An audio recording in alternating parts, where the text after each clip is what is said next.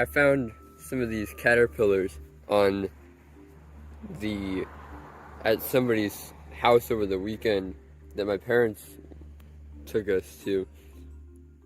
And so I found some here as well, but the thing that's different here is that they've been parasitized by these